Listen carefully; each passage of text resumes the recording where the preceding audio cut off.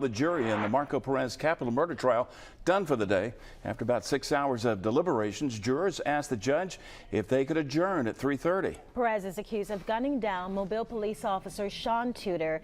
That was in January of 2019 at the Peach Place Inn apartment in West Mobile.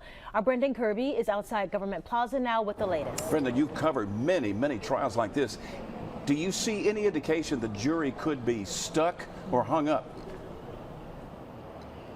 No, not at this point, Byron and Lenise. The jurors seem to be working diligently going through this as evidence from what we can tell. They just wanted to take a break for the afternoon and start fresh tomorrow. Now, we did get a few clues at what this panel of 9 women and 3 men have been doing. For instance, we know that they watched Perez's videotaped statements to police again because they reported technical problems with the audio. The jury also asked to examine the unfired cartridges that a firearms expert testified came from a Smith & Wesson handgun that prosecutors say Perez stole and that he shot the officer with.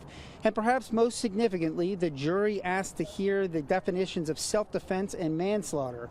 For that, Judge Ben Brooks reread those portions of the jury instructions that he gave yesterday after closing arguments. For capital murder, the state must prove that Perez intentionally killed Officer Tudor and that Tudor was on duty at the time or was performing a law enforcement function. If the jury isn't convinced of Officer Tudor's duty status, it can find Perez guilty of non-capital murder. Jurors also have an option to find Perez guilty of manslaughter if they believe that he was moved by a, quote, sudden heat of passion because of a legally recognized provocation.